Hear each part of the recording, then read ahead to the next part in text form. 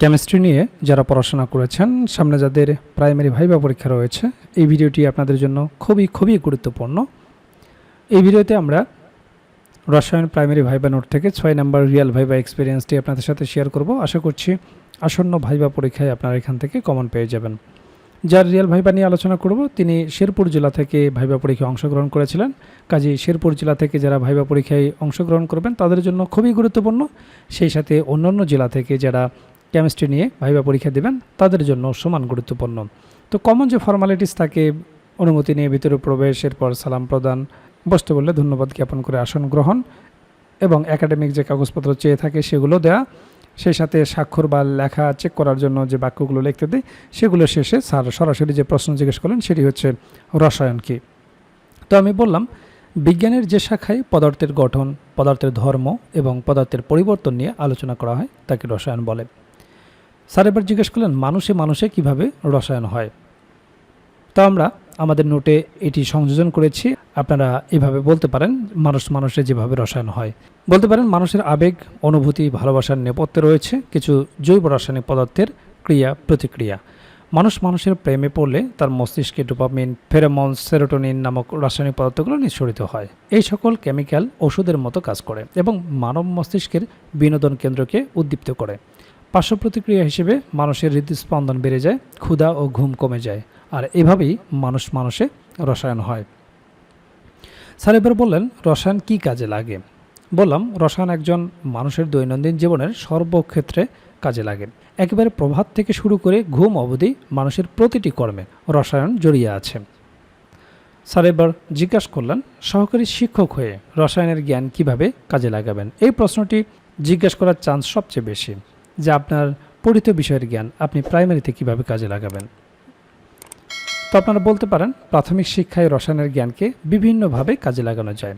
শিশুদের কৌতূহল জাগিয়ে তাদের চারপাশে থাকা জিনিসগুলির মৌলিক বৈশিষ্ট্যগুলি বোঝাতে সাহায্য করা যেতে পারে, যেমন জল, মাটি, বাতাস ইত্যাদি সাধারণ জিনিসগুলির গঠন এবং বৈশিষ্ট্যগুলি আলোচনা করে রসায়নের ধারণা দেওয়া যেতে পারে। এছাড়াও বিভিন্ন পরীক্ষার মাধ্যমে রসায়নের ধারণাগুলি আরও আকর্ষণীয় ও সহজবোধ্য করে তোলা যায়।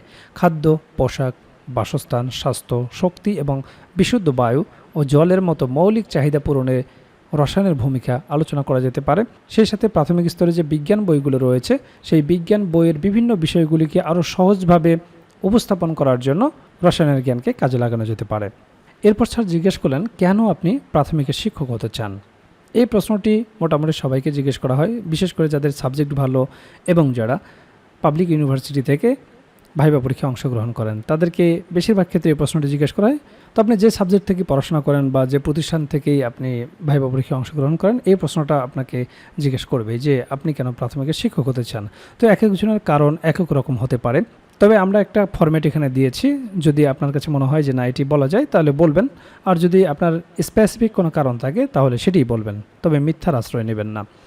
বলতে পারে শিক্ষকতা একটি মহান পেশা যা সমাজের উন্নয়নে সরাসরি অবদান রাখে।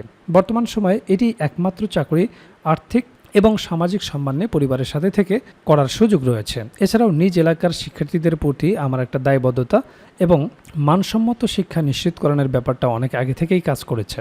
যোগ্য ভবিষ্যৎ প্রজন্ম গড়ার মহান এই সুযোগ কাজে লাগাতেই আমি প্রাথমিক শিক্ষক হতে চাই।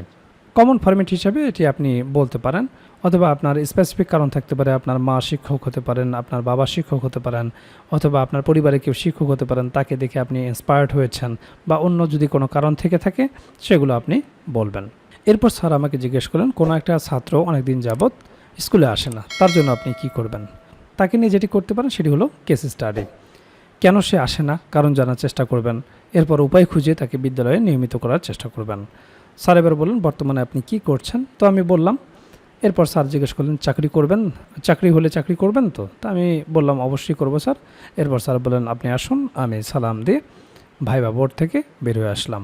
তো আপনারা দেখলেন ভাইভা বোর্ডে কী ধরনের প্রশ্নগুলো জিজ্ঞেস করা হয়, কোন কোন বিষয় থেকে প্রশ্ন জিজ্ঞেস করা হয়। আর এই বিষয়গুলো নিয়েই আমরা তৈরি করেছি প্রাইমারি ভাইবার জন্য কমপ্লিট একটা প্যাকেজ, যে প্যাকেজে আপনার বিষয়ভিত্তিক ভাইভা প্রশ্ন তো থাকবে, একেবারে রিয়েল ভাইবার আলোকে বিষয়ভিত্তিক নোটটি তৈরি করা হয়েছে, যেখানে বিগত বছরে যে রিয়েল ভাইভাগুলো হয়েছে তা সুন্দরভাবে সমাধান করে দেওয়া হয়েছে। সেই রিয়েল ভাইভাগুলোও যদি আপনারা ভালো মতো দেখে যান, সেখান থেকেই বেশিরভাগ প্রশ্ন আপনারা কমন পেয়ে যাবেন।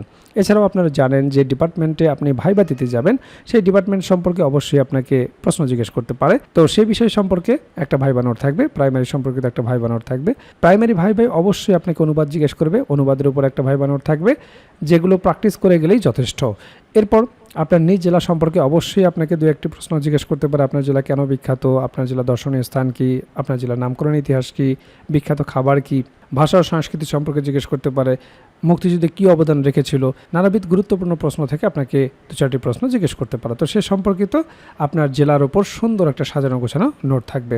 এছাড়াও 1947 থেকে শুরু করে বর্তমান সমসাময়িক পর্যন্ত গুরুত্বপূর্ণ বিষয়ের উপর যে সমস্ত প্রশ্নগুলো আপনাকে জিজ্ঞেস করতে পারে, সেই বিষয়গুলো নিয়ে সুন্দরভাবে সাজানো গোছানো একটা সাধারণ জ্ঞান ভাইভা নোট থাকবে। এছাড়াও আপনারা জানেন যে প্রাইমারি ভাইভা বোর্ডে বাংলা ব্যাকরণ এবং সাহিত্য অংশ থেকে বেসিক কিছু প্রশ্ন জিজ্ঞেস করে থাকে, সে বিষয়ে একটি ভাইভা নোট থাকবে। এছাড়াও গণিতের একটি বেসিক ভাইভা নোট থাকবে। আপনারা জানেন যে পাটিগণিত, বীজগণিত এবং জ্যামিতি অংশ থেকে কিছু বেসিক প্রশ্ন জিজ্ঞেস করা হয়। যেহেতু আপনি প্রাইমারির শিক্ষকতা করবেন, একেবারে বেসিক জিনিসগুলো যদি আপনি না বলতে পারেন, তাহলে চাকরি পাওয়াটা আপনার জন্য দুষ্কর হয়ে যাবে।